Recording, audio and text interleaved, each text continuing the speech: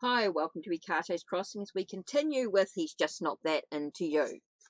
Okay, the maybe he's intimidated by me excuse. Dear Greg, I have a crush on my gardener. He's been potting the plants on my patio. It was hot. I saw him without a shirt on. He was hot. And now I'm hot for him. I brought out some beers and we talked. I think he wants to ask me out, but is afraid because he's my hired man. Is this situation? Can't I ask him out? Cherie, dear my secret garden, he's capable of asking you out. Haven't you ever seen a porno?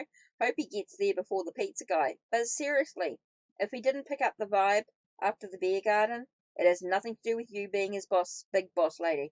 Time to stop and smell the bad news. He's just not that into you. Let me say it again. Sexual harassment rules and workplace memos notwithstanding, a guy will ask a woman of higher status if he's into her. He might need a little more encouragement than normal, I'll give you that. You might have to lead Johnny the office boy or Philip the exterminator to water, but you better not help him ask you out. Once again, ladies, a wink and a smile will do it. By the way, why are you dating the exterminator? Just kidding, he's a good guy. But maybe he wants to take it slow excuse. Dear Greg, there's this guy who calls me all the time. He's recently divorced and in AA. We got back in touch recently, had a lot of phone calls, and then hung out twice in 1 week. It was real cool, no flirting or making out or anything, just about fun. Since then, he calls me all the time, but doesn't ever suggest we see each other in person again. It's like he got scared or something. I would understand if, because of the divorce, alcoholic starting a whole new life stuff, he wanted to take things slow, but he still calls me all the time to have a long heart-to-heart talk. What the hell should I do with this guy? Jen, dear pillow talk. Sadly, not wanting to see you in person is massive as far as dating obstacles go. And as far as the recently divorced, newly sober, starting a new life parts, blah, blah, blah, I'm getting sleepy. It's hot. I'm going down for a nap. When I wake up from the nap, I'll probably thrill to the news that your friend is taking control of his life. You, however, will still not be going on a date, because despite all your excuses for him, he's still not asking you out. Now, if you're a person who enjoys a slightly satisfying phone relationship, talk on.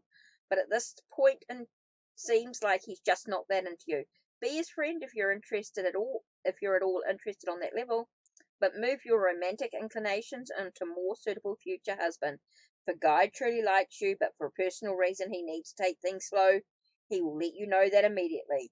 He won't keep you guessing because he'll want to make sure you don't get frustrated and go away.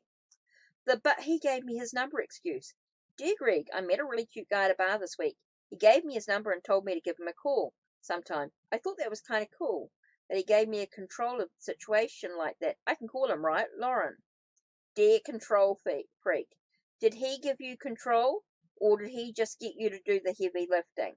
What he just did was a magic trick. Seems like he gave you control, but really he now gets to decide if he wants to go out with you, or even return your call.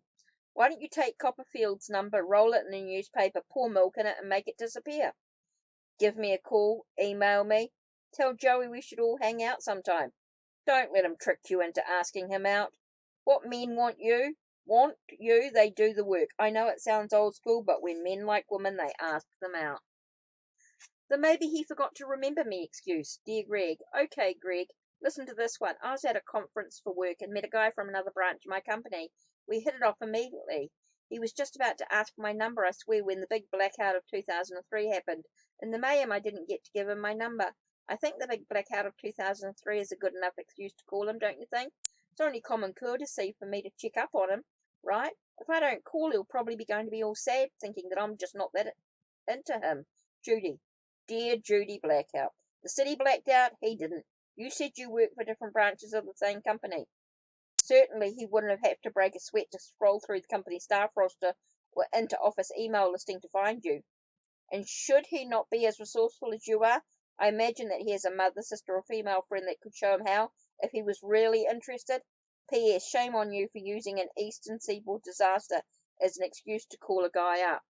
Have faith, you made an impression. Leave it at that. If he likes you, he'll still remember you after the tsunami, flood, or Red Sox loss. If he doesn't, he's not worth your time. Know why? You're great. Now don't get cocky. Okay, that's it for today. Don't forget to check the links down below. Check the links on my channel. Like, subscribe, and ring the bell so you know when the next video will be uploaded.